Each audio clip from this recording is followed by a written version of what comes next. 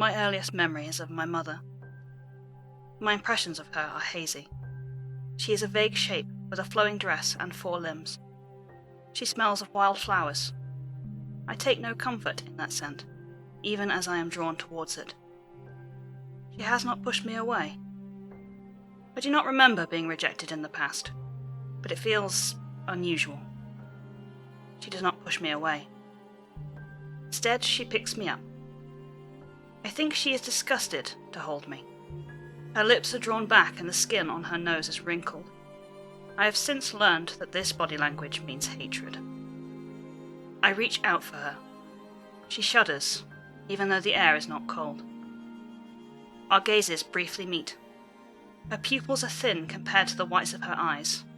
This is also an indication of hatred and/or fear, but I do not know that yet. I reach towards her face with the stubby fingers of a child. I am curious to know what she feels like, but she arches her neck away so that my fingers touch nothing but air. I relent. I do not want to keep trying, because this may antagonize her. I do not want her to drop me. I do not want her to kick at me, for her to scream and cry. So I relent.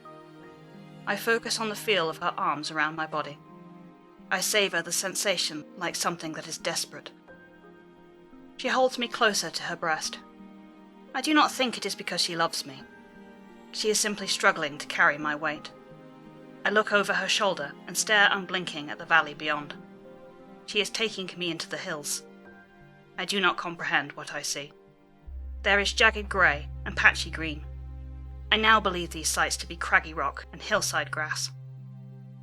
The ratio of green to grey shifts in favour of the latter. We venture higher and higher. It is getting cold. I nestle closer to my mother for warmth and feel her shiver. The hairs on her neck stand on end. I keep staring over her shoulder. I see something vague and diffuse in the distance. Maybe it is the chimney smoke of houses in the village where I was born. Maybe it is a false memory. I cannot be sure. My memory distorts time. Without enough variation in sensation, my brain compresses hours into minutes. It is as if I blink, and then I'm surrounded by the gloom. It is less cold now. My mother has taken me into a cave. There is wind cover and darkness. She carries a blazing torch by which to see. I do not know where the torch has come from, but I am fascinated by the dance of shadows its orange flame creates upon the stone. She places me on the hard floor. It is uncomfortable. Most children would cry, but I never cry. I stare up at my mother, and she refuses to look back at me. She mutters words. I am old enough to know that they are words, but I do not understand them. Later, I will learn that this is unusual for a child of my age. I will learn that my linguistic competency was severely delayed, because so few people spoke to me when I was developing basic cognition. I am indifferent to the meaning of her words. I may not know the exact words, but I understand the sentiment. I remember the spittle that comes from her lips as she speaks. She steps away from me. I stare at her. As blackness unfolds, all I can see is her face illuminated by the orange flames of her torch. But her features are vague. I would not be able to recognize her in a crowd. Her face disappears. The orange flames disappear. I am surrounded by the darkness. I am alone. I stare forwards into the black. I do not cry. I do not make a sound. I stare forwards and wait for something else to happen.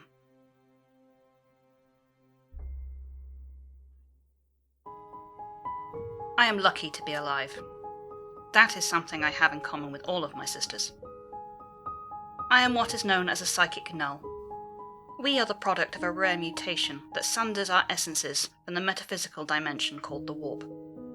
Most of us die in childhood.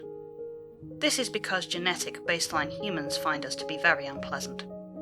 Often, my kind are murdered or abandoned by our biological parents. This is what happened to me. My mother left me to die in the craggy hills above the village in which I was born. I am lucky to be alive for several reasons.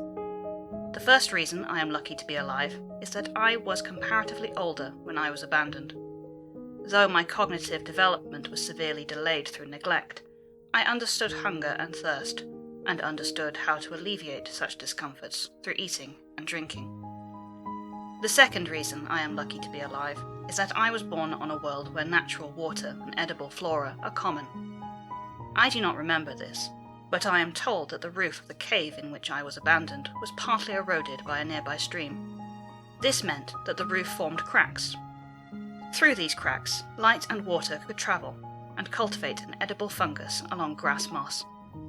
This meant that I could see when the local star was overhead, and I was able to find water to drink and food to eat.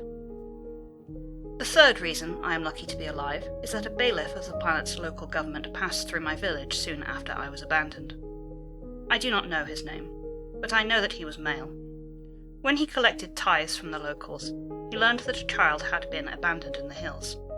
He told his superior, who told his superior, who then contacted a functionary of the Adeptus Astrotelepathica in the planet's only and capital city. I am told that the bailiff thought that I was probably a witch, or, at best, a mutant. He informed his superiors because the rural tradition of abandoning witchkin in the hills is an unreliable method of murder. I am told that his report was unusually detailed for a manifestation, and contained details that caught the interest of the functionary of the Adeptus Astrotelepathica. This meant that an astropath was dispatched to investigate the matter directly. I am told that the astropath found me very quickly. I am told the astropath suffered a mild psychological breakdown that required 1 month of spiritual recovery. This brings me pride, which is foolish, because it was accidental.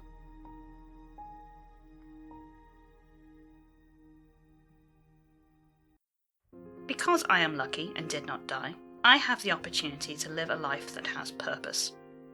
I am adopted by a secretive organisation that has remained hidden for thousands of years, and calls itself the Silent Sisterhood. Every member of this organisation is a psychic null. Because we are often disliked by genetic baseline humans, the Silent Sisterhood is scattered into individual conclaves across the Milky Way galaxy. I belong to the conclave of the Bone Tigers. I am a sister-in-waiting. To become a sister-in-waiting, I am tested to make sure that I am a suitable candidate. I am made to perform physical activities for many hours. I am not allowed to stop until I literally collapse from exhaustion. I am beaten, and I am whipped, and I am burned, and when I scream, I am punished with more beatings and whippings and burnings. I am taught by machines on how to read and write and speak, and then men in bone-white masks teach me about the God Emperor of Humanity and his Imperium. I am told to love the God Emperor of Humanity, but I do not know what it means to love someone.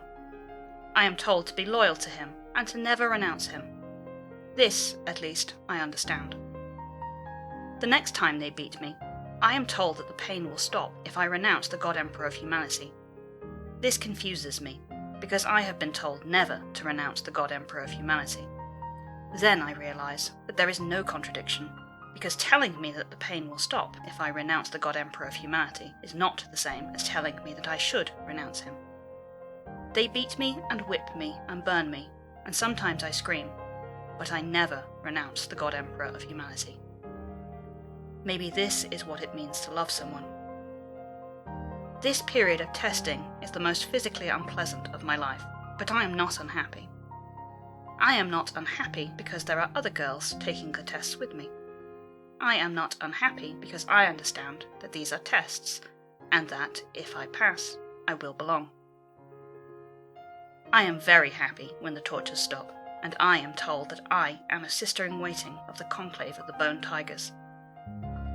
We are called the Bone Tigers because of tradition, and because it is important to have a name that negatively impacts enemy morale. My older sisters, the ones that do not speak, train in off-white armour that resembles the colour of bone. I am eager to have armour of my own, but this will come much later. One other girl survives the selection process. She does not have a name. I do not have a name either. For convenience, the Praxia calls us Prima and Secunda. I am Prima because I always sit at the desk on the right side of the classroom. This means that, From the Praxia's perspective, I sit on the left. This is relevant because the Praxia has learned to read a book from left to right, and therefore associates left with first. I am happy to be Prima, but I would not have minded being Secunda. The Praxia is our teacher. She tells us that the Silent Sisterhood exists as a counterweight against those within humanity that possess a stronger connection to the immaterium. These individuals are known as psykers, but they have other designators: witches, sorcerers, warlocks, the damned. The immaterium is a kind of energy source. It does not obey the rules of objective reality. This means that psykers can do many unusual things, like communicate with other psykers many light years away. This is a necessary function for an empire that contains 1 million planets separated by many light years of distance. As a consequence, psykers are useful, but their strong connection to the warp makes them psychologically and spiritually unstable. They can be inhabited by demons, or else can become so insane that they use their powers to commit atrocities. This is why the Silent Sisterhood exists. We separate the psykers that may be useful from the psykers that are unlikely to be anything but destructive. We send the first kind of psyker to Holy Terror, the throne world at the centre of the Imperium. We kill the second kind of psyker before they can commit atrocities. We can do this because we are psychic gnolls, and thus resistant to the unnatural powers that a psyker may wield as weapons. This the Praxia teaches us, but she never speaks. She gestures with her hands in a sign language known as thought mark. She never speaks because she has vowed to remain silent as a demonstration of her dedication and resolve, and as proof of absolute discretion to our few allies in the wider Imperium. Secunda and I are allowed to speak because we have not yet taken our oaths, but I rarely do so. I am content with silence. Sometimes I am distressed when Secunda clicks her tongue, or talks too loudly when I am not expecting to be spoken to. Even though Secunda is sometimes loud, and this is bad, she is my best friend. She does not mind when I stare at her, and she tells me about the interesting rocks she finds in the gardens of the Conclave Temple. She knows a lot about rocks. Because she talks about them so often, now I know a lot about rocks as well. Our interest is encouraged by the Praxia, who tells us that curiosity is a trait worth developing further. We are given geological treatises to read. When they arrive, Secunda is excited and clicks her tongue until I tell her to stop. She stays up all night and reads the treatises, over and over by candlelight. I do not read the treatises. This is because I know that Secunda will recite them to me in the days that follow. She will memorize every word and recite them verbatim, and then she will tell me them again and again, until I am able to recite them verbatim as well. The Praxia teaches us many topics beyond just the role of the Silent Sisterhood. The education she provides is broad. It ranges from the generic to the esoteric. We are taught the functions of numerology and the history of the Imperium. We are taught about how the Adepta in the Imperium are structured and organized, and how to understand the common variations in Gothic that are spoken across the galaxy. We are taught how to interact with sacred machines in a way that does not offend their machine spirits, and how the God Emperor of humanity is worshipped across the different segmenta. We are also taught about the many ways that the psyker can manifest their powers, and how their actions can sometimes be predicted through techniques of behavioral psychology, body language comprehension, and a working understanding of how the warp affects the mind. I like the Praxia. She is very stern and does not like it if we are lazy or inattentive. But she knows many interesting things, and she is patient when we ask questions. The Praxia administers my academic education. I also receive a physical education that is administered by Sister Shiva. She belongs to the Eradicator cadre of the Chamber of Oblivion. This means that she is a war veteran and fights in the vanguard of battle. It is easy to recognize her face because her right eye is replaced with a bionic augment, and the skin around the bionic is discolored by severe burn wounds. I do not like Sister Shiva as much as I like the Praxia. She is angrier and less patient, and her gestures are more forceful and perfunctory. When we make a mistake, she punishes us with extended physical exertion. Though I like Sister Shiva less, this does not mean that I dislike her. I understand that she is training me to be better than I am, and I am grateful that she does so. Through Sister Shiva, I learn how to operate and maintain a range of ballistic weaponry, and how to wield a melee weapon with proficiency and grace. The physical training makes my body stronger and more agile, and movements that were difficult at first become a function of muscle memory. I become an effective combatant for the conclave of the Bone Tigers. I am told that this means I am elite by the average standards of the Imperial soldiery. I find this strange, but I do not question it, because Sister Shiva does not like it when we ask questions. From an acolyte of the 1st rank, I become an acolyte of the 2nd rank, and then an acolyte of the 3rd rank. My duties are to commit to my physical, academic, and spiritual education, and to perform the menial tasks that need doing around the Conclave Temple. These menial tasks are uninteresting, but I do not mind them. I do not mind the menial tasks because I enjoy the quiet of the Conclave Temple and the natural beauty of its surroundings. The Conclave Temple is situated in a mountainous region and fortified by walls that are built into the stone. This provides at least 2 advantages: that it isolates us from the daily life of other Imperial citizens, and that it is easily defensible in the case of external attack. External attacks on the Conclave Temple are uncommon, but they do sometimes occur. 54 years ago, a local preacher mustered a mob and sent them into the mountains to kill my sisters. This was before I was born. I am told that he thought that my sisters were abominations. The mob was numerous, but they were untrained and unprepared to conduct a military siege. At the preacher's insistence, they stormed the walls with grappling hooks, and all of them were killed. None of my sisters were harmed in this attack. This demonstrates the value of being prepared for violent eventualities. After I have spent 6 years receiving an education and performing menial tasks, the Praxia tells Secunda and I that we are now novice sisters. There are now 3 other sisters-in-waiting at the Conclave Temple. They are much younger than me, and often loud, and I do not enjoy their company very much. I am pleased to become a novice sister, partly because it demonstrates advancement within the Conclave, but mostly because it means that Secunda and I will be separated from the younger girls more often.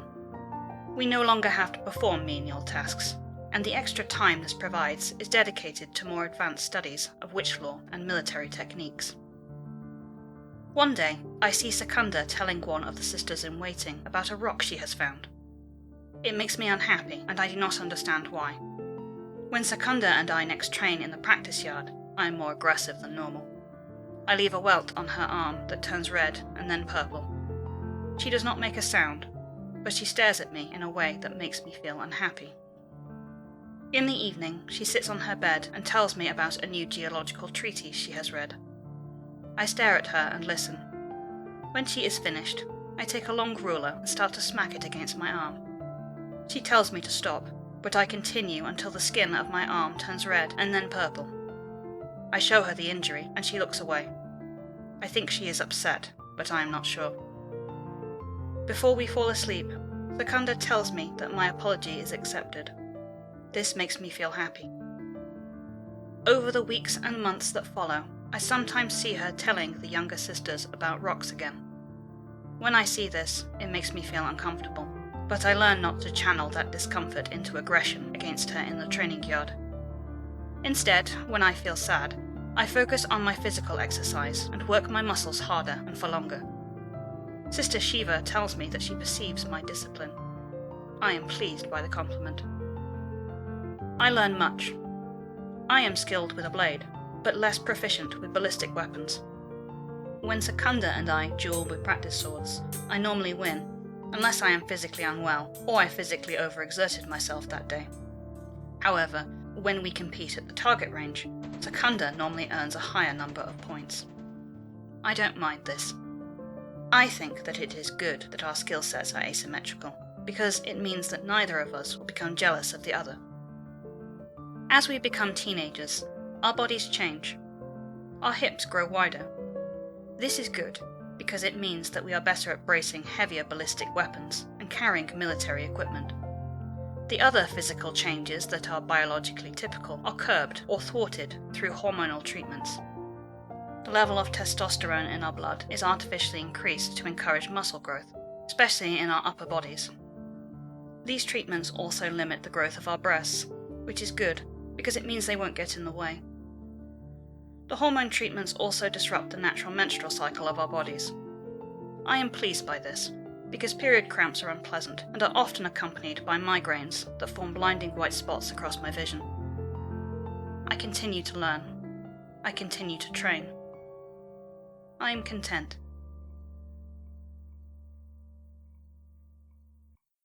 I will soon take the oath of tranquility. I am excited by the prospect.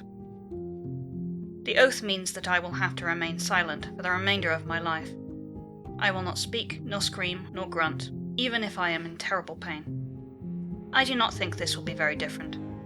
I very rarely speak, and I do not think I will miss the occasions in which I do. Secunda is more ambivalent about taking the oath. As we have grown older, we have communicated more and more through Thoughtmark, but she tells me that she has enjoyed using her voice to tell me about rocks. She tells me that she will miss this ritual of sisterhood. I tell her that it does not matter, because she can simply use Thoughtmark instead. She makes a face. Because I know her very well, I know that this face means that I have missed something of social importance. I ask her what it is that I have missed, and she tells me that it does not matter. I nod and tell her that I am glad that she agrees with me. She pulls a strange face that is either exasperation or acceptance.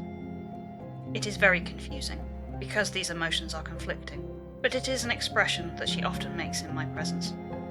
I do not ask her to clarify what she means by that face, because I know that she will tease me if I do, and I do not like to be teased. I am disappointed to learn that I must speak the oath of tranquility aloud, but the Praxia insists that the oath must be verbal. I begin to argue, but she tells me that it is tradition, which means that the conversation is finished. However, I have other questions. I ask whether I am allowed to breathe heavily from exertion after taking the oath.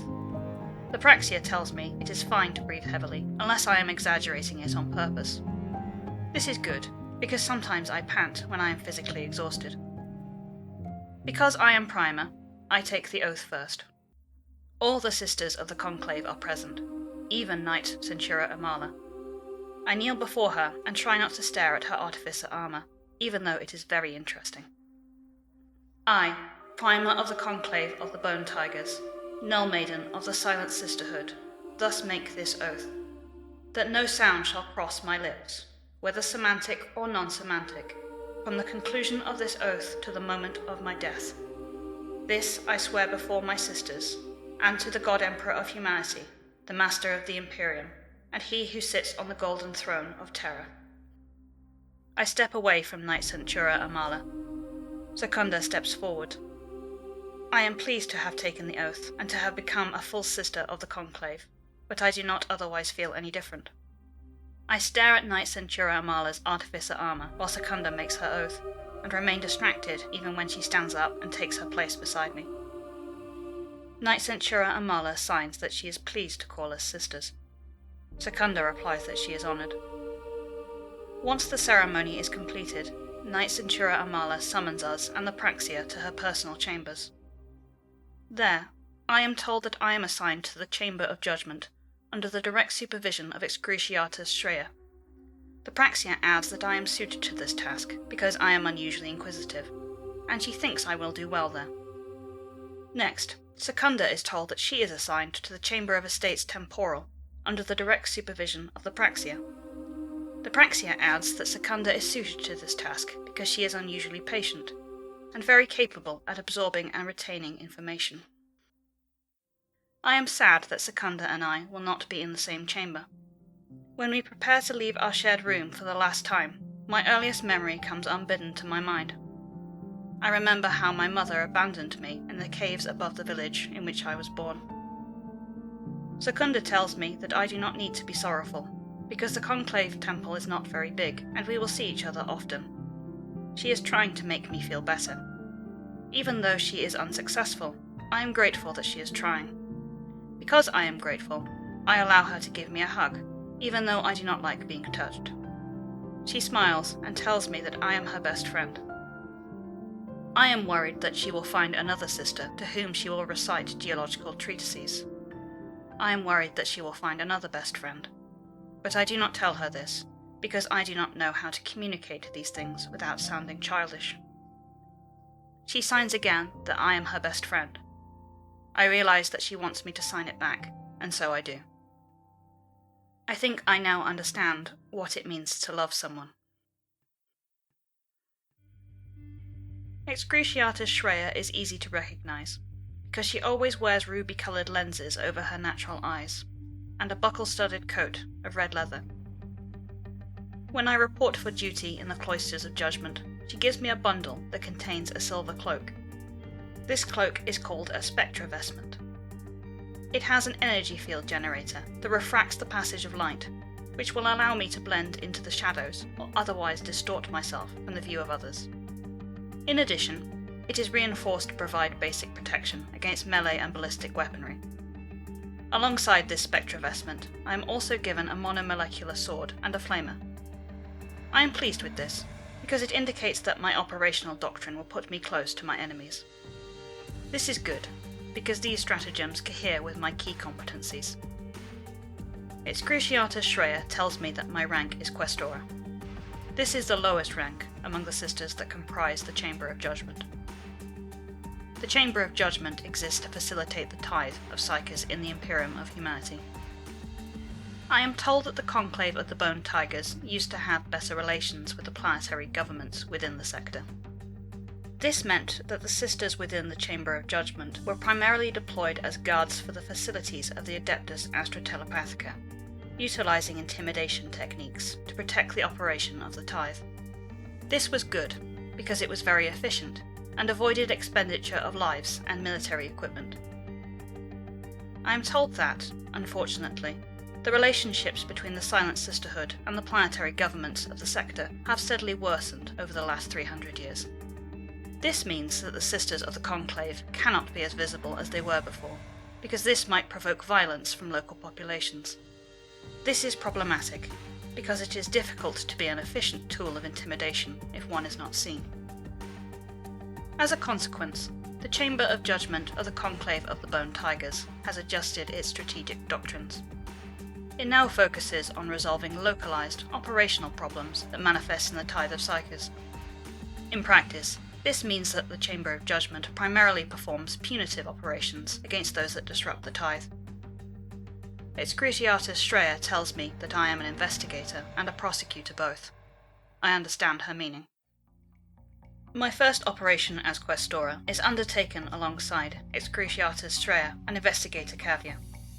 I am the most junior agent. My role is to follow orders and to learn from the example of my sisters.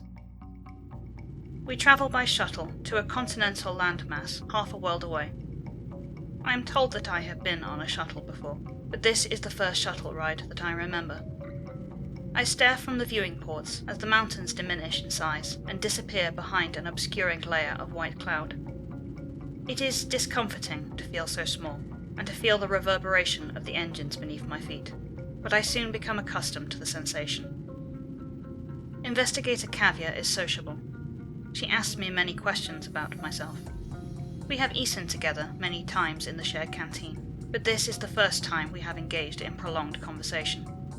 I answer her questions, even though they are mundane and uninteresting. It is fatiguing. Eventually, Excruciatus Shreya notices my fatigue and tells Investigator Kavya to leave me be. I am disquieted when the shuttle descends. There is only one city on this planet, and we are going towards it. There are many buildings, and then there are many dots that Investigator Kavya tells me are people. I have no reason not to believe her, but I find it difficult to accept that there can be so many people in such a relatively small area of space. I reply that I hope we will not have to meet them all. Investigator Kavya signs her amusement. I was not trying to be humorous.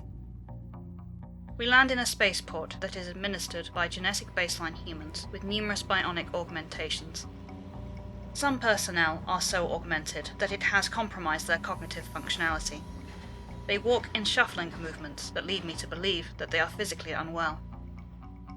Later, I learned that these personnel are servitors. On some worlds, it is a great honour to become a servitor, because it removes the possibility of sin, and brings a soul closer to the Omnissiah. On this world, however, servitization is intended as a punishment for those that commit criminal acts. I find it difficult to reconcile these cultural traditions. In the following years, I sometimes complain to Excruciatus Shreya about these contradictions. She replies that most people are stupid and inconstant, and asks me if there is anything more productive I can be doing with my time. When the shuttle lands in the spaceport, however, I do not know about servitors. I will make inquiries later, but not now. I am cognizant of my instructions to follow orders and observe, and I do not want to distract my sisters. Excruciatus Shreya approaches a man. I think that he is an overseer, because he carries a data slate and has Logis implants built directly into his skull.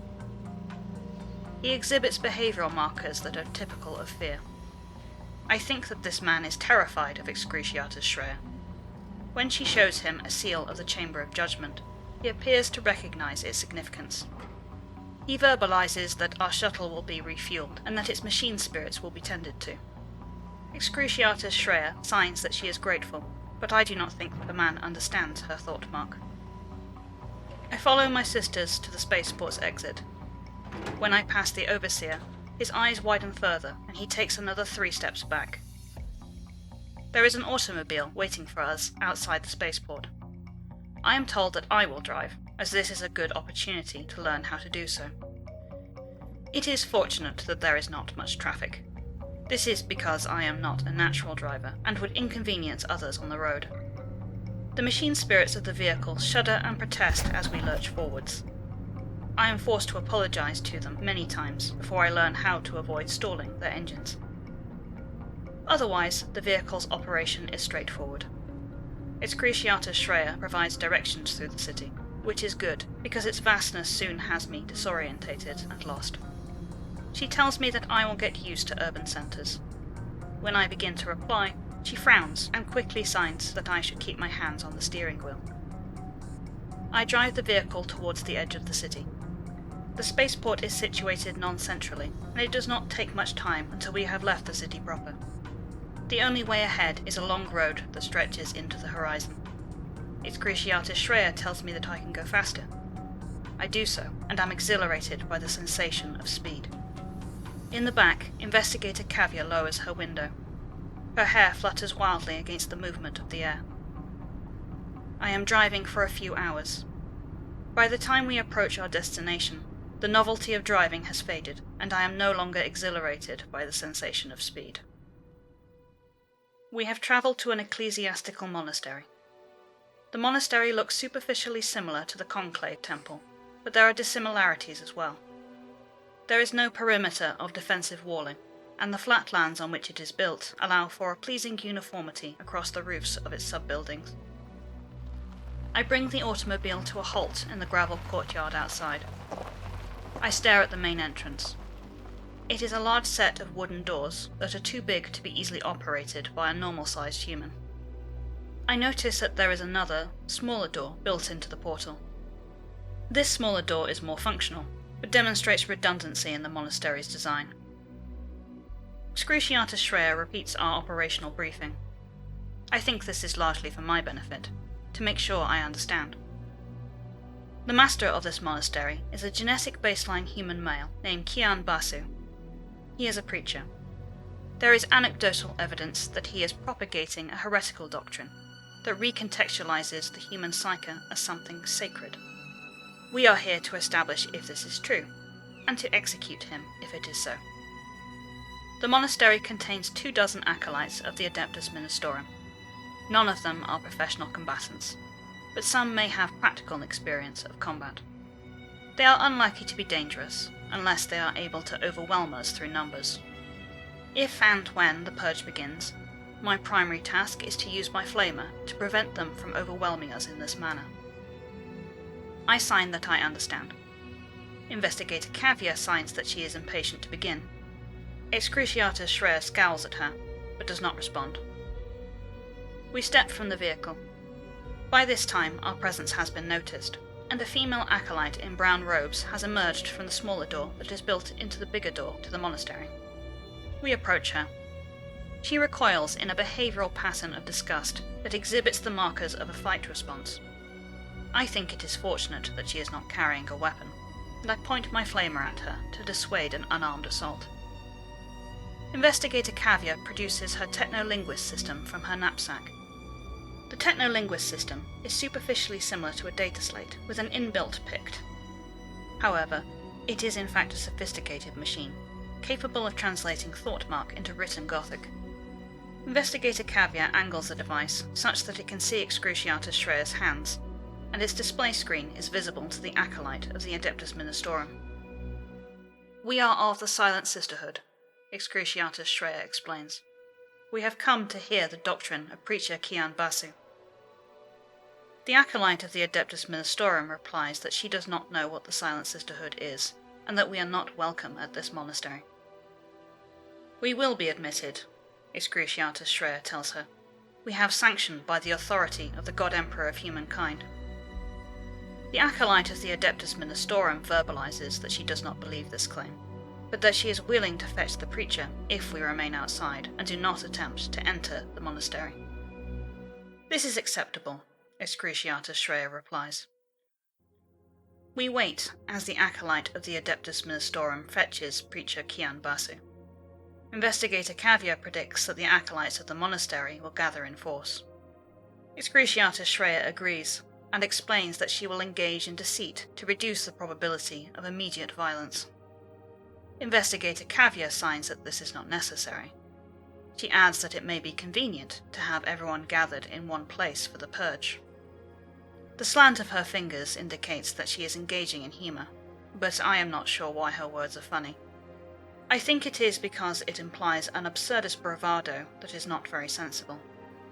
Sometimes my sisters indicate amusement when one of them communicates something that is deliberately absurdist. Investigator Kavya's prediction is correct. 25 people exit the monastery. This takes almost a minute because they pass through the small door in single file. The first man through the door wears a tall white hat. This makes me think that he is probably Preacher Kian Basu. One of my favourite things about the Adeptus Ministorum is that it is often easy to identify individuals of import by their vestments. The acolytes form two semicircular ranks, approximately 10 metres from our position. All of them are armed with melee weapons, but these weapons are varied. Most are primitive flails, or scythes that are designed for agricultural use. However, some are spiked clubs stained with dried human blood. Investigator Kavya repositions the technolinguist device for the physical configuration of the two interlocutors. Excruciatus Shreya offers greetings. She asks the man in the tall hat whether he is Preacher Kian Basu. The preacher nods, confirming that he is Kian Basu. He has not heard of the Silent Sisterhood either. His skin is blanched, such that its natural brown is almost yellow. He is noticeably sweating. He keeps looking at me. "We have heard about your new doctrine," Excruciatus Shreya tells Kian Basu. "We wish to know more about it." Kian Basu is still staring at me. He asks for clarification about the doctrine that Excruciatus Shreya refers to. His body language suggests discomfort and possible deceit, but I am unsure what this deception might be. "The doctrine regarding the human psyche and their religious reclassification," Excruciatus Shreya clarifies. "Would you please tell us more about your revelations?" Kian Basu's eyes briefly move from me to Excruciatus Shreya. He smiles. I see that his gums are bleeding. This is a bad sign. This is a sign that he is an unsanctioned psycho. He says that he would be happy to tell us more about his revelations. He invites us into the monastery, where he can provide refreshments. Excruciatus Shreya accepts the invitation with gratitude, and gestures us forwards. We step forwards before Kian Basu starts walking. This means that the distance between me and Kian Basu is reduced to less than 5 meters. When this happens, blood pours from each of Kian Basu's orifices, and he vomits blood and maggots onto the ground. This is also a very bad sign. In fact, it is confirmation that he is an unsanctioned psyker. This, in turn, is confirmation of his heresy. The acolytes that serve Kian Basu do not understand what has just happened. They scream accusations that we have poisoned Kian Basu. This is amusing, because it is close to the truth. However, it also means that violence is inevitable. In sharp battle mark, Excruciatus Shreya confirms that our investigation is concluded, and that we are now in Purgation Protocol. Excruciatus Shreya's carnival sabre is already in her hands. It is a beautiful weapon. Its blade bears the pattern of a snarling tiger's face, and its fractal sharp edge glitters in the low sun. She uses the weapon to cut down Kian Basu where he stands, delivering a mortal blow that spills yet more blood onto the gravel. I am next to act, because Investigator Caviar is busy storing the Technolinguist device. I step past Excruciatus Shreya to avoid setting her on fire, and switch the flamer's setting to the maximum spread. I sweep the weapon in a wide semicircle, so that its fire forces the acolytes back, and prevents them from overwhelming us for a coordinated charge. This is my primary objective. An additional consequence is that 2 of the acolytes are covered in burning promethium. They scream very loudly as they die. The sound is unpleasant and jarring. Investigator Caviar has drawn her Varatine bolter. She uses the weapon in single fire setting, and each of her bolts are kill shots that strike the target's center of mass. Torsos explode from bolt detonations. Blood flies everywhere in a messy fashion. This is my first real combat, and it is illuminating. I did not realize how unhygienic and loud battle would be. Excruciatus Shreya advances with her saber. She kills 3 more acolytes in a flurry of cuts. It is no longer possible to use maximum spread without setting her on fire, so I switch the flamer's setting to concentrated burst. I begin using it with the express purpose of killing. A woman's face seems to melt from the heat of Promethean fumes which emanate from her torso. We have killed just under half of them in a few seconds. The remainder are disorganized. Some of them are unused to combat and are panicking. I ignore them for the time being. The rest are beginning to overcome their immediate shock and brave the fires to engage in melee. 2 men reach Excruciatus Shreya. This facilitates their quick demise by her saber. Another swings a spiked club at Investigator Caviar, but his blow lands short as a bolt round impacts with his stomach and sends his corpse flying back. A woman leaps over the flames towards me, wielding a sickle. I set her alight with the final Promethean reserves in my flamer canister. Because my flamer needs reloading and our enemies are closing in, I draw my monomolecular sword. I parry a spiked club and riposte with a thrust that penetrates the man's heart. I duck beneath the swing of a flail and cut the neck of the woman using it against me. I am surprised by how slow they are. I am surprised how easy it is to kill them. It is like fighting children. The remainder of the enemy are trying to run away. I watch as Investigator Caviar guns them down. One almost makes it to the small door built into the larger door, but Excruciatus Shreya kills him with a bolt pistol round. The combat is concluded. Excruciatus Shreya signs that these events were messy, but that this is sometimes how operations go. She orders a sweep of the monastery, to ensure that there is no one left alive within. We are thorough. Our search suggests that the monastery is empty. However, my sisters discuss whether it is worth burning the monastery down, in case there is someone that we missed. The discussion focuses on balancing operational completeness against the political ire that may be earned from the Adeptus Ministorum. Eventually, it is decided that we will burn the monastery down. Investigator Caviar makes the compelling argument that the killing of a preacher and 24 acolytes has already earned the ire of the Adeptus Ministorum. This political fallout will only be avoided if the Adeptus Ministorum accepts that Kian Basu was a witch. If they accept this fact, they will also accept that the monastery had to be burned to cleanse the taint of the war. Because I have a flamer, the task of setting the monastery on fire is mine. I use concentrated bursts to burn flammable upholstery and furniture, and allow the natural spread of the fire to do the rest. When we leave, the monastery is still burning. I am later told that my first operation was a success.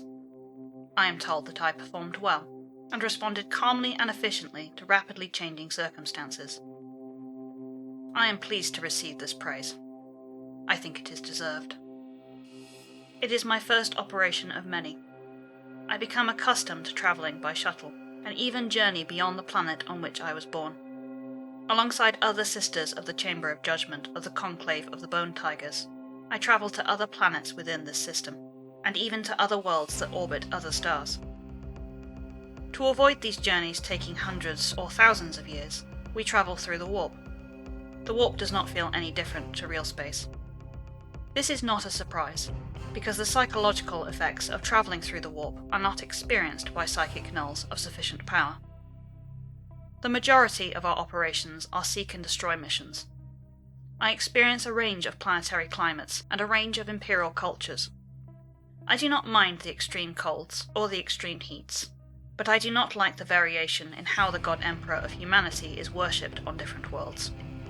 On one planet, the local population is technologically backward and maintains that the God Emperor of humanity is the system's star. On another planet, on which almost every building is a shrine, church, or mausoleum, the God Emperor of humanity is worshipped as a holy spirit that adds radiance to a human soul. These spiritual claims are incompatible. A star is a physical thing, and a holy spirit is a metaphysical thing. Later, I ask Excruciatus Shreya about the contradiction. She reminds me that most humans are stupid and inconstant, and that there are more productive things to think about. The contradiction, nonetheless, continues to cause me consternation. When I next return home to the Conclave Temple, I ask Secunda about what she thinks. She replies that she understands my disquiet, and that she will requisition ecclesiastical treatises that may help elucidate the matter. She then tells me that Venerable Magos Hutton of the Schola Geologica has recently published a treatise on the stress properties of different ceramite ore compositions in low gravity, and then she uses her hands to recite every word that the treatise contained. Before Secunda is able to requisition the relevant ecclesiastical treatises, I am assigned another operation that takes me to the neighbouring system. I travel with Investigator Cavia. We arrive on a world of such tectonic instability that its magma is expelled to the surface to form rivers of lava, and where the climate is so hot that I can see the refraction of light through different densities of air. When we find Astropath Clementia Elvon in the heart of an active volcano, we destroy her unsanctioned thralls, then her golems of molten rock, and then Astropath Clementia Elvon as well. I am injured in the operation. An unsanctioned psyker manifests an explosion near a lava flow, which results in an expanding wave of superheated air. I am facing towards the blast of air, and suffer second-degree burns to my exposed skin. It is good that we have been provided with Vratine power armor for this operation, because this limits the burns to the upper half of my face. I feel the skin blister, and instinctively close my eyes to avoid severe injury to my sight. The pain is intense. I do not make a sound. When I open my eyes again, the psyker who manifested the explosion is writhing and screaming on the floor. After the battle, Investigator Cavia applies a moisturized, non-adherent biogauze to my upper face. When she is done, she signs that my burns are of the 2nd degree, and that there is unlikely to be permanent scarring. I am glad of this. I am not vain, but I think I would be discomforted by my reflection if my face was substantially altered. Because I am injured, and there is a high risk of infection outside of a sterile environment, I am told that I will remain at the Conclave Temple until I am healed. I am kept in a Medicaid chamber while the skin on my upper face regrows. As a junior praxia of the Chamber of Estates Temporal, Secunda is given oversight of my medical recovery. She changes the dressings on my wounds and monitors my healing. When her hands are free, she tells me about rocks and about how she sometimes misses me when I am far away. She also tells me that she has read a number of ecclesiastical treatises regarding the issue of contradictions in how the God Emperor of humanity is worshipped. The explanation is both complex and unnecessarily pictorial. I am told that the priesthood of the Adeptus Ministorum model the imperial creed in a manner that resembles a ballistic target, with a central circle and then a series of concentric rings. Proximity to the centre of the target represents centrality and importance to the imperial creed. To each portion of the target is then assigned sets of spiritual statements, ranging from those that must be upheld consistently across all individuals who worship the God Emperor of Humanity, the most central statements, to those that may be considered of peripheral importance to the imperial faith. The pictorial representation is a strange way of organizing statements, but I concede that it has some explanatory power. At the center of the target contains spiritual statements such as those that assert the God Emperor of Humanity's divinity and his dominion over humankind. Meanwhile, the extreme periphery contains spiritual statements that relate to the God Emperor of Humanity's physical manifestation, such as those that assert that the God Emperor of Humanity is a star, or that he is a giant on a large golden throne. Secunda tells me that these peripheral statements are allowed to be contradictory because they do not matter. I am dissatisfied with this explanation. If the peripheral statements do not matter, then why are they asserted at all? Our discussion is long and sometimes tiresome, but Secunda finally guides me to the answer. She explains that these peripheral statements are rhetorical devices, used to convert heathens and reinforce the central statements of the imperial creed. They are asserted because they facilitate continuity between heathen practices and the imperial truth, which facilitates the process of conversion and grounds the imperial creed in local traditions. I am amused by this answer, because it is a very convoluted way of communicating that the peripheral statements are lies told by the Adeptus Ministorum to manipulate others. When I sign this to Secunda, she pulls a face. It is the face that indicates either exasperation or acceptance or both. She tells me that it is better to phrase things in a convoluted fashion to avoid the appearance of impiety. But I am not impious, I tell her. I know this, she replies, but it is good to be careful, because people that do not know you like I do may misinterpret your words. Then it is good that I am silent, I sign, because I think people that do not know me would misinterpret my words often. That is true, she replies. It is good that you are silent. Her lip curls. This can indicate either contempt or amusement. Because Secunda is my sister and she loves me, I assume it indicates amusement, but I do not know what she finds funny. Over the course of my healing, I am visited by Excruciatus Shreya and the Praxia. I am surprised to see them together, because the former belongs to the Chamber of Judgment, and the latter belongs to the Chamber of Estates Temporal, and also because I did not know that Excruciatus Shreya was currently at the Conclave Temple. Excruciatus Shreya communicates first. She tells me that I have done very well, and that it is time for me to become an investigator for the Chamber of Judgment. I am pleased by this, and, because I have been spending so much time with Secunda, I remember to show gratitude. The Praxia then tells me that she thinks I am genetically unusual, even for a null maiden of the Silent Sisterhood. She has studied tactical reports from my operations, and she believes that the pariah gene is particularly pronounced in my genetic coding. She adds that there are ancient techniques that can further enhance the utility of a pronounced pariah gene. I ask how these enhancements would manifest. The Praxia replies that I may be able to learn how to absorb etheric energies and redirect them. She signs that Knight Centura Amala has sanctioned the training of these techniques in my downtime between operations, and that I am expected to fully comply. I tell the Praxia that I am happy to comply. She replies that I have always been a good girl. I am surprised by how happy this makes me. I am recovered from my burns. I still have some scarring across my upper face, but Secunda tells me that the discoloration will fade over time. I have been on numerous operations since my recovery, but the next operation will be conducted alone. As an investigator of the Chamber of Judgment of the Bone Tigers Conclave, I am now authorized to conduct solo operations at the discretion of Excruciatus Shreya. Secunda expresses sympathy at this. She thinks she would be lonely to work by herself. I tell her that I do not get lonely. I tell her that there are advantages to being alone, such as it being quiet. She makes the face that indicates I have missed something of social importance. When I ask her what I have missed, she expresses discomfort at the thought that I consider her irritating. This is very confusing, because this is neither what I communicated nor what I think. I tell her that she is my best friend and that I enjoy her company, but that it would be better if she didn't sometimes click her tongue. She tells me that I am sweet, but that I am also silly. I do not understand. However, I know Secunda well enough such that I do not take offence. I have learned that sometimes she insults me to express affection, because it shows that she is comfortable with crossing social boundaries that she would not cross with a stranger. My first solo operation is on the world of the Conclave Temple and of my birth. I think I was the first choice for this operation because it is also geographically near to the place where I was found as a child by the Adeptus Astrotelepathica. Excruciatus Shreya asks if this discomforts me. I tell her that it does not.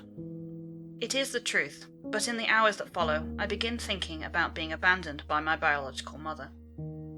I think this indicates emotional discomfort, but I do not think it will substantially affect me in the course of my duty. I pilot a shuttle to the craggy highlands near to where I was born, and land at the base of the hills where the ground is flatter and stabler. I am a few miles from the village in which I was born. I am curious to see what this place looks like, which is good, because my investigation will start there. I ensure that the shuttle's machine spirits are hostile to unauthorized strangers, and begin walking.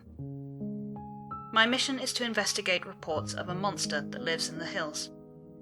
The bailiff who collects the tithe for the region has reported these rumours to his superiors, and his superiors have informed the Adeptus Astrotelepathica. From there, acolytes within the Adeptus Astrotelepathica have asked the Conclave of the Bone Tigers to look into the matter. Excruciatus Shreya calculates that the rumours are most likely false, but there is a non-trivial possibility that they are veridical, thus justifying the Conclave's cooperation. I make my way to the village of my birth. The surrounding countryside is pleasant. It is a valley. There is a lot of grass and brush flora. I see vibrant pink flowers nestled within collections of thorns. I am wearing my spectra vestment. I have my monomolecular sword, but I have forgone my flamer for a bolt pistol. The village in which I was born is very primitive. It is surrounded by grazing lands for herd animals, which are harvested for milk, meat, and cloth. The people who tend to the herd animals wear rugged clothing, well suited for outdoor work, and the grazing lands are demarcated by wooden fences that are overgrown with the local flora. The buildings are constructed primarily of wood, and there is a well that indicates a lack of indoor plumbing across the village. Most of the buildings are residential, but there is also a church and a drinking establishment, and some of the buildings have signs above their doors that pictorially indicate other functions. I walk into the centre of the village. My arrival is noticed, and I am trailed by a growing crowd of locals. They talk in low mutters. I think they are distrustful and scared. I look across their faces and see men and women of various ages. I do not recognize any of them. I head towards the church, because my techno-linguist device requires my interlocutor to be literate, and the local preacher is most likely to be so. I stand outside the building to indicate my desire to meet with the preacher. A young man hurries past me and enters the church. When he comes within a few meters of me, his eyes widen and he physically recoils. I wait. I get out my techno-linguist device. On its back is a prominent aquila. It is my hope that this will help calm the people around me. I am hoping to gather information without violence. An elderly woman exits the church. She approaches me and then suddenly stops, as if she has walked into an invisible wall. She wears a flowing dress. Her sudden halt wafts the scent of wild flowers towards me. She stares. Her lips are drawn back and the skin on her nose is wrinkled. She shudders, even though it is not cold. Her pupils are thin and dwarfed by the whites of her eyes. She asks me what I want. I take 2 steps forward to facilitate the use of the techno-linguist device. She retreats and makes the sign of the aquila with her hands. She tells me that I am a demon. She tells me that I should stay away. I point to the aquila on the back of the techno-linguist device. The woman tells me again that I should stay away. Her face changes, but I am unsure what emotion it indicates. another woman steps out from the church before the situation escalates. She is wearing religious vestments. This indicates that she is a preacher. Her cloth robes are dyed purple, and there is a gold-dyed strip of fabric that hangs from her neck like an untied scarf. She tells the elderly woman that I am no demon, and that I am a null maiden of the Silent Sisterhood. She instructs the elderly woman to stand aside, and then instructs the gathered crowd to return to their work. She adds that her name is Preacher Hearth. She invites me into her church so that we can converse further. Like other buildings in the village, the church is primarily constructed of wood. However, there are elements of stone. The altar at the head of the nave is made of a polished white rock. Preacher Hearth directs me to a pew. She is shivering. The hairs on her forearms stand on end. Her skin is blanched and almost yellow. There is sweat running down her neck, and her lips keep curling upwards before she corrects her expression with conscious effort. She stares as I position the techno-linguist device so that we can communicate. How do you know about the Sisters of Silence? I ask. Preacher Hearth verbalizes that her village has a historical connection with the Silent Sisterhood. She says that 2 decades ago, a local child was born with strange properties, and that a witch breed of the Adeptus Astra Telepathica came to the village to find her. Preacher Hearth was a young acolyte of the Adeptus Ministorum, not yet a preacher, but she remembered the event and made inquiries once she was ordained. This is how she came to learn about the Silent Sisterhood and the conclave of the Bone Tigers. I know this story, I tell her. I am that child born with strange properties. Preacher Hearth blinks. She looks from the screen to my face to the door that leads outside. She tells me that the circumstances are serendipitous. This is false, but I do not correct her. The events of 2 decades prior are not relevant to my investigation, I tell her. I am an investigator of the Chamber of Judgment, and I am here to investigate reports of a monster in the hills nearby. I would like you to add context to these rumours. Preacher Hearth takes some time to reply. I am worried that her reading comprehension is insufficient, but then she starts talking at length.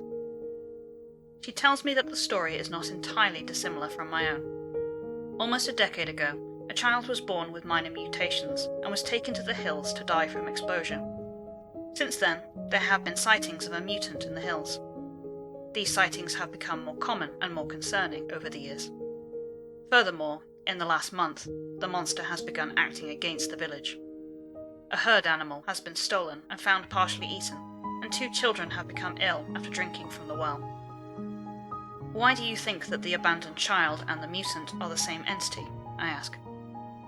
Preacher Hearth says that the child was born with a mutation on her left ear. The earlobe had split, and from the ear had grown 2 separate lobes. The monster sighted in the hills also bears this mutation, according to witnesses.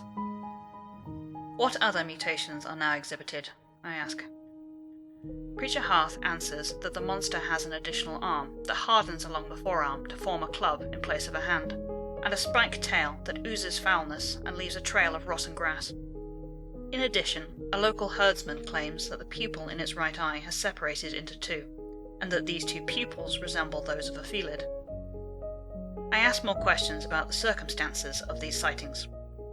I am unsurprised to learn that the majority are from a distance, in low light, and that many of the witnesses were intoxicated.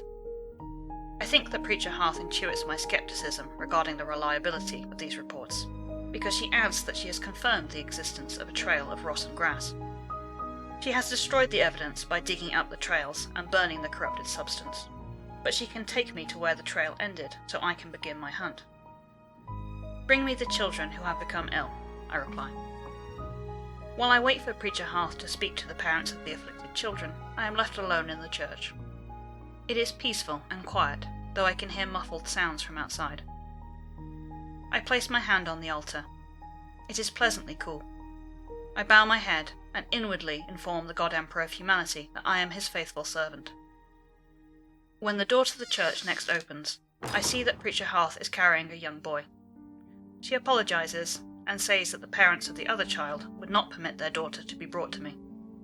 The techno-linguist device is not properly orientated, so I nod to indicate my acceptance of these circumstances.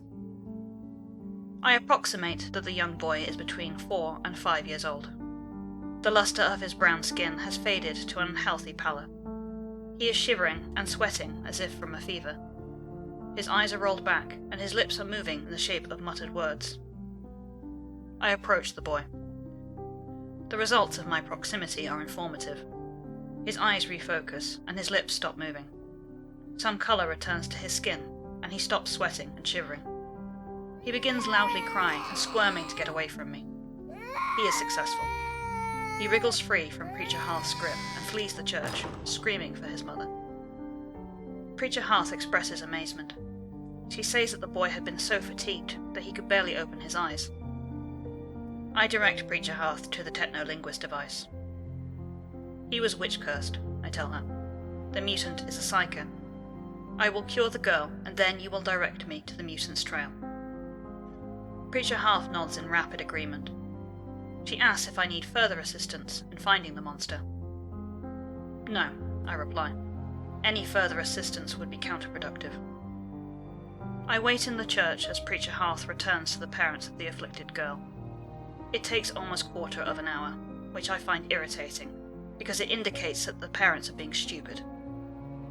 I decide that they do not have a choice in the matter. I will cure their child, even if I have to use violence to do so. Before I can act on this decision, Preacher Hearth returns.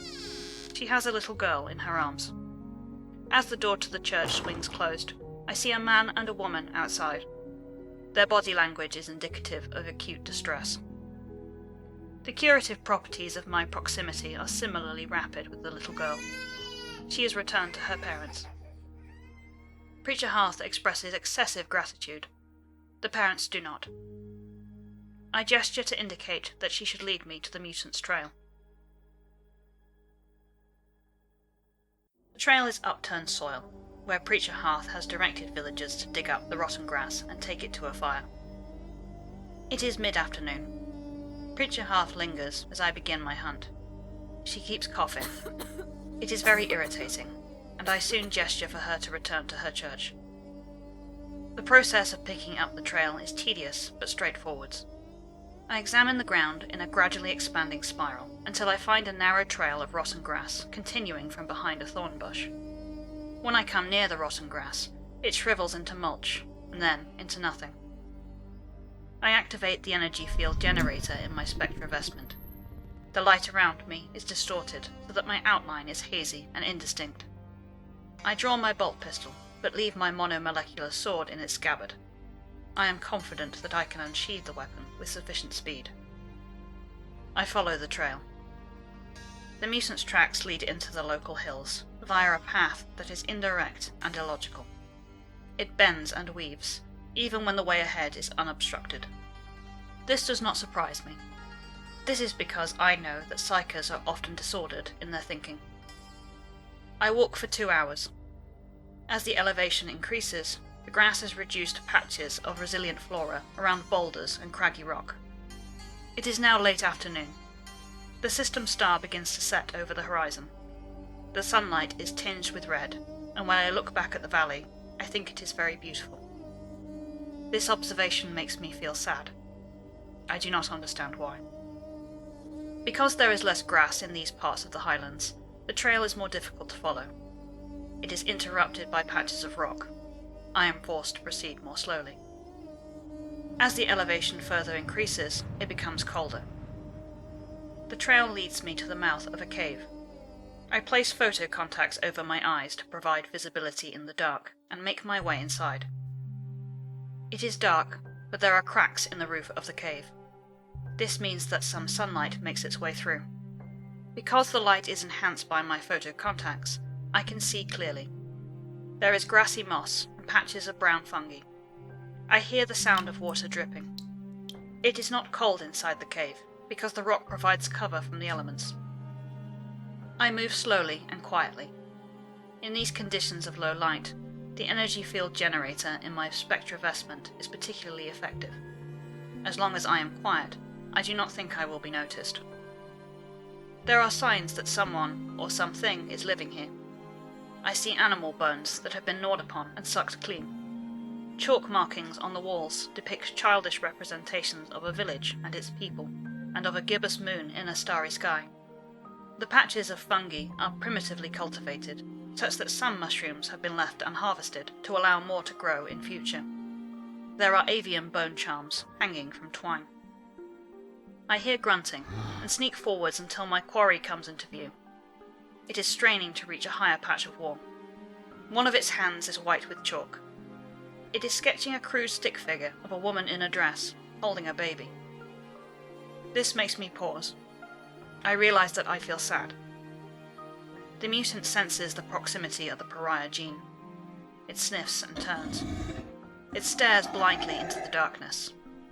Something in its throat rattles, like the warning trill of an animal that wishes to be left alone. The creature is very mutated. To my surprise, the witness reports are substantially correct. It has 3 arms. 2 appear natural, but the third has grown from a patch of skin between its shoulder and its chest, and ends with a hardened spike of chitin. Additionally, it has a tail. This also ends in a spike, and a green viscous liquid emits from its tip. It has 4 pupils, not 3. Both eyes have split, but each pupil is narrow like that of a felid. Furthermore, its left earlobe is split into 2 separate growths. There are other mutations not included in the witness reports. Thick grass grows in irregular patches across its torso. Some of its skin is calcified or scaly, and there are dark discolorations that appear lumpen and tumorous. It is heavily corrupted by its metaphysical proximity to the warp. It must be destroyed. Nonetheless, I pause. This is because I feel sad. I do not think that this creature possesses evil intent. It has stolen a herd animal for sustenance, and it is possible that it poisoned the well by mere proximity, rather than deliberately. It has attempted to make a home in the cave where it was abandoned. It has even attempted to enrich its life by decorating the walls, using chalk to depict its fantasies and desires. It is something that is alone, and yet does not want to be alone. I am not sure why this makes me feel sad. After all, I have met many individuals with objectively unpleasant lives, and these individuals did not make me feel sad. I think I feel sad because the creature reminds me of myself. I realize that this may be the same cave in which I was abandoned. I never feel lonely, but I do not think I would be happy if I had always been alone. I wish that this creature had not been abandoned in the hills. I wish that it had been strangled or smothered, or otherwise murdered by a more reliable method. Because it survived, it has always been alone. The rattling sound coming from the mutant's throat becomes a high-pitched whine. It knows that something is there in the dark. Its tail twitches. I see green ooze dripping from the spike. Because it survived, it has always been alone. Because it survived, now I must kill it. I do not use my bolt pistol. I do not want to separate its body into grisly pieces of steaming flesh. I draw my monomolecular sword and leap forwards. I am very quick with my sword, and I cut a long gash across the mutant's torso as I emerge. The mutant screams in pain.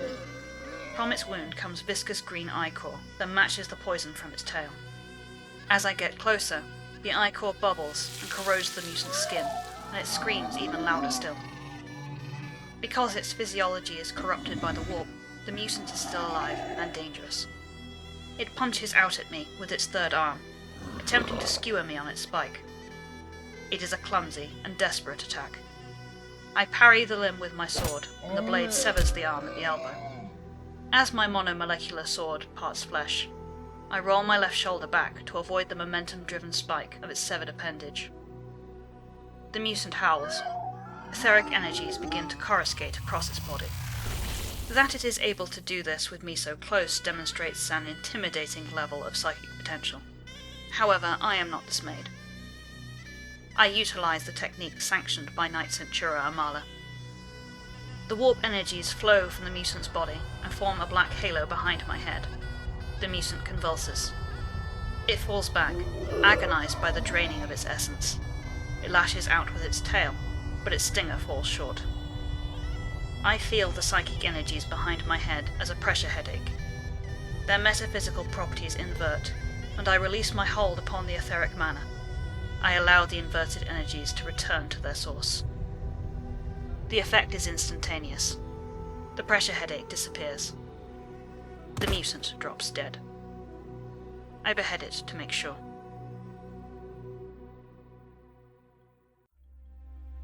Before I leave the cave, I gather the mutant's effects and burn them with its body. When the fire goes out, I wait for the embers to cool and then gather the remains in a specially prepared urn, so that the remains can be properly disposed of at the Conclave Temple. I look across the valley. The planet's sun has set and its moon is gibbous. The sky is clear and I can see many stars. I have done my duty, but I still feel sad. I feel sad at the years of suffering that could have been avoided by the people in the village below. I look back to the cave. I am now sure that it is the cave in which I was abandoned. I want to collapse its entrance, so that no one else can be abandoned there. But I know it would require a wasteful expenditure of bolt ammunition. Because of this, I turn away. I begin the walk to my shuttle. I want to be home at the Conclave Temple. I want to see Secunda and watch her tell me about rocks. I realize that I am feeling lonely. I am lonely. But in a few hours, that will change.